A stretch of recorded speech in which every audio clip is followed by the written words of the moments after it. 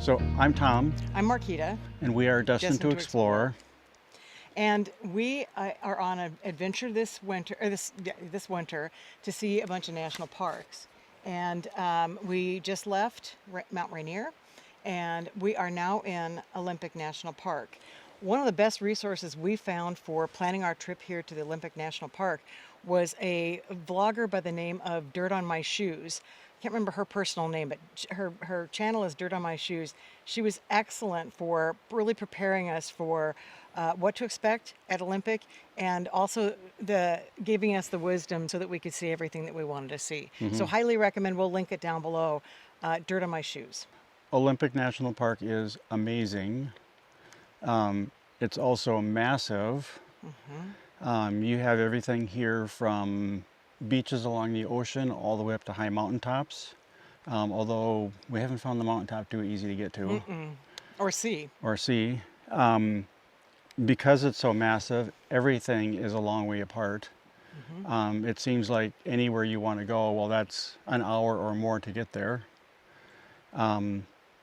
So there's no roads that go through the park. There's a road that goes around the park. It's all the way from the shore all the way near Tacoma, but I think that's like 370 some miles around.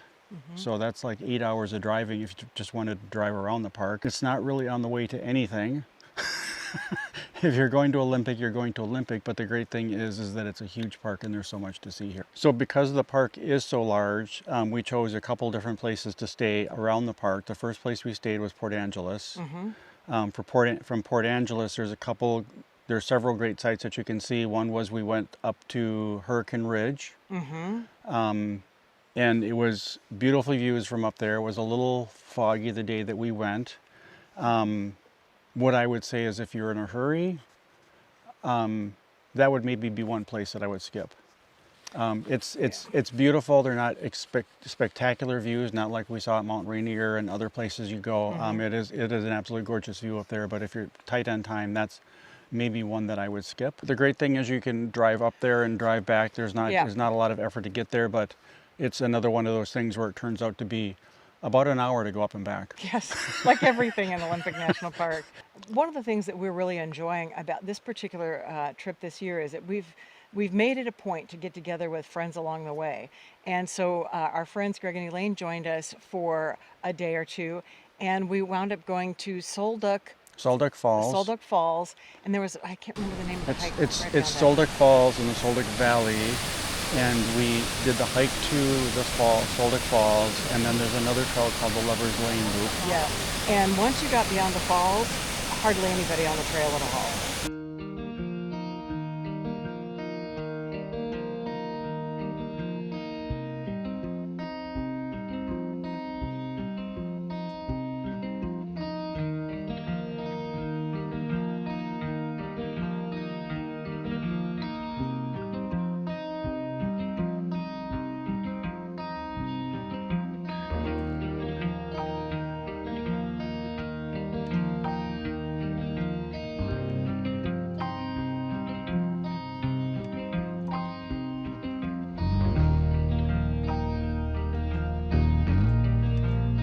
So after we did that really nice hike to Lover's Lane, we had a really cool opportunity to go back to there's a lodge right there at Solduck Hot Springs, and you can soak in their pool. Soak in the hot spring pools. And so we did get in with them for about 30 minutes. That was plenty of time because it was hot, but boy, did it feel good after a hike. Yeah. So it's kind of one of those hidden treasures.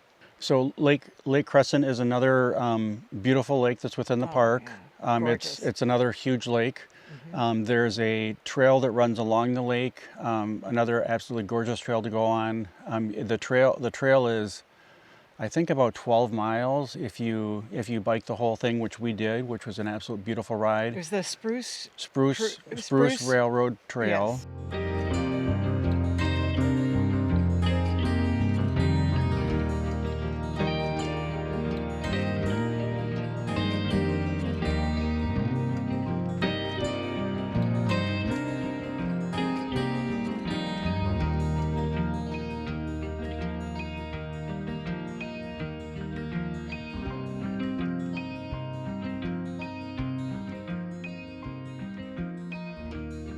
So we're at this intersection here where it says you are here, obviously, and this is the Spruce Lake Railroad, and there is a trailhead down here. We didn't ride all the way down to this. I think it's another mile or maybe two tops.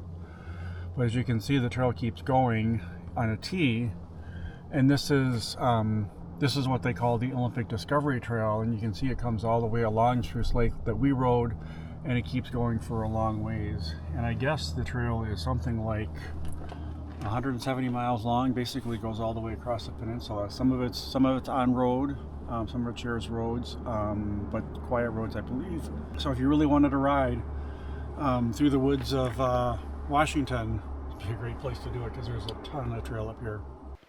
Another fun surprise was being able to get our kayak out on Crescent Lake, which is absolutely beautiful.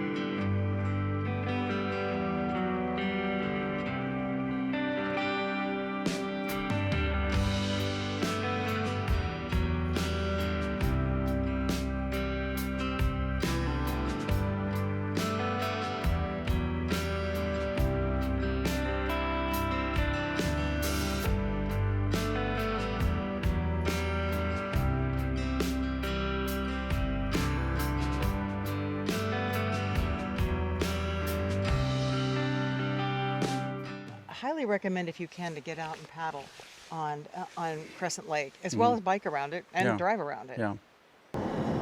Well, here we are in Olympic National Park still. We have moved to the west side, and we're camping in Forks, and today we're on our way to the Hoh Rainforest. We're gonna hopefully hike the Hall of Mosses, which is supposed to be a very nice trail. There's a couple others over there. Then we're going to also hike the Hoh Rainforest Trail, which is an 18.5 mile one way, which we're not going to do, obviously. But they say there's places couple turnarounds there. Yeah, a couple turnarounds. So looking forward to seeing what the rainforest looks like. Yeah. All right.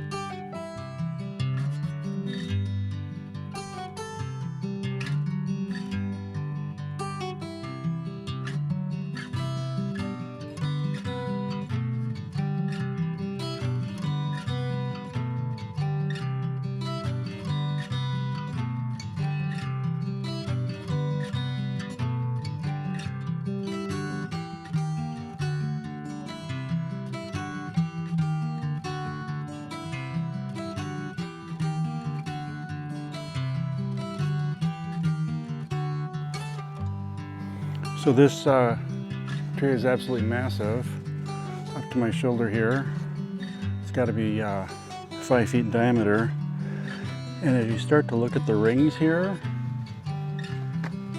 the rings are just tiny. So I don't know how many. I'm not going to spend the time to count these. I'm guessing 1,000. I don't know. There's a lot.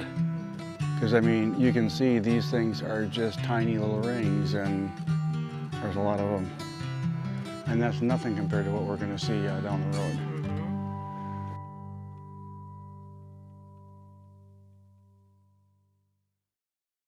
All right, well, that was fun. We had some camper neighbors over here the other night who couldn't get the top of their pop-up camper lifted up. So we went over and helped them out. We spent a couple hours over there getting everything set so they could actually get the top of their camper up. There's some little cam thing in there that wasn't working right. And this morning we helped him get it all back together. All he had for tools was just a tiny little socket set and a couple of hammers. And we used a pretty good selection of ours. So it was fun to get them back on the road, help them out. And it's always good to help somebody else out. So it was a lot of fun. Another beautiful area of Olympic National Park were the beaches that we found on the north and west side of the park. These beaches are well known for tide pooling, but we were there at the wrong time of year for low tide, so we didn't get a chance to do that. But the beaches were beautiful nonetheless, and in particular, Rialto Beach had some of the most incredible driftwood I've ever seen. Just these huge trees that were clearly ancient at the time they went down are now just laying along the beach. Well, that's going to be a wrap for us for Olympic National Park. It's a beautiful park we highly recommend and encourage you to come whenever you can. Join us next time when we hit our 6th of 12 national parks, Crater Lake. Until then, happy trails.